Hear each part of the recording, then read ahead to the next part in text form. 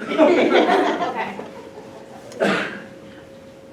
I'm going to be performing A Journey into My Colon and Yours by Dave Barry.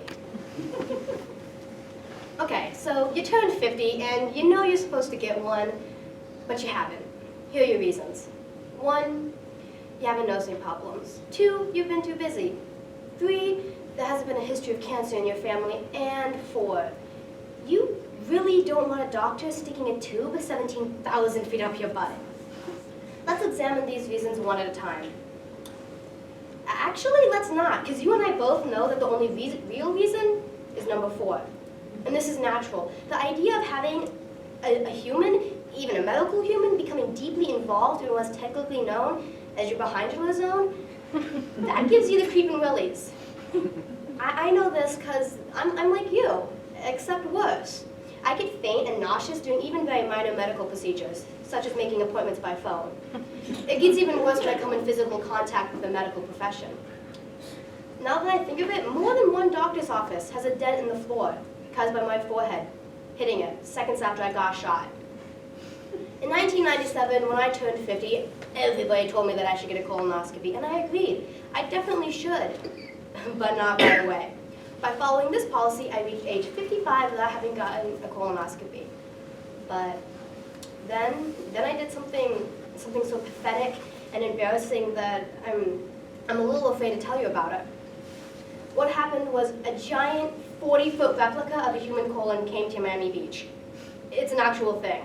It's called the colossal colon, and it was on a nationwide tour to promote awareness for colorectal cancer. Basically, what you do is you crawl through the colossal colon and you encounter various educational items in there, such as cancer and hemorrhoids the size of regulation volleyballs. And you go, whoa, I should see if I have any of this stuff in me. And you go get a colonoscopy. So I went to Miami Beach, I crawled through the colossal colon, I wrote a column about it, making tasteless colon jokes. I also urged everyone to get a colonoscopy, and I even signed a pledge stating that I would. But I didn't. I was a liar, and a fraud, and a hypocrite. I was practically a member of Congress. So 5 more years passed and I turned 60. Then, a few weeks back, I got an email from my brother, who is younger than me, but more mature. The email was addressed to me and our middle brother. It said, "Dear brothers, I went in for the routine colonoscopy and got the dreaded diagnosis, cancer. We're told it's still early and there's a good prognosis they can get it all out. So fingers crossed, knock on wood and all that. They also told me to tell my siblings to get screened, but I know you both have." The thing about that was, I hadn't. So I called a friend of mine, a doctor, and set up an appointment for later that week. Then, in his office, he showed me a color diagram of the human colon. It's a lengthy organ that appears to go all over the place and at one point passes briefly through Minneapolis. He also told me about the colonoscopy procedure. He told me in a thorough and reassuring voice. I nodded along thoughtfully, but I wasn't really paying attention because my brain was shrieking, "You know he's gonna stick a tube 17,000 feet up your butt, right?" So I left his office that day with a few written instructions and a prescription for a product called Movie Prep, which I'll discuss later, but for now, suffice to say, we can't let it fall into the hands of America's enemies. I spent the next couple of days sitting around being nervous. Then, on the day before my procedure, I began my preparation. In accordance with the instructions, I didn't eat solid food all that day. All I had was chicken broth, which is basically water, but with less flavor. Then in the evening, I took Movie Prep. What you do is you mix 2 packets of Movie Prep in a 1-liter jug, and then fill that with water. And for those of you unaware of the metric system, a liter is about 32 gallons. and then you have to drink it, all of it. And this takes about an hour because Movie Prep tastes, and here I'm being kind, like a mixture of goat spit and urinal cleanser with just a little bit of lemon. I don't want to be. Movie Prep is it's a nuclear laxative, and I don't want to be too graphic here, but have you ever seen a space shuttle launch? I mean, this is practically the movie prep experience, but with you as the shuttle. There are times that you wish that the toilet had a seatbelt. I mean, you spend your entire evening confined to the bathroom, spurting violently. And then when you figure you must be totally empty, you have to drink another liter, at which point, as far as I can tell, your bowels travel into the future and start eliminating food that you haven't even eaten yet. So, after a very exciting evening, I finally got to sleep. Then, in the morning, my wife drove me to the clinic.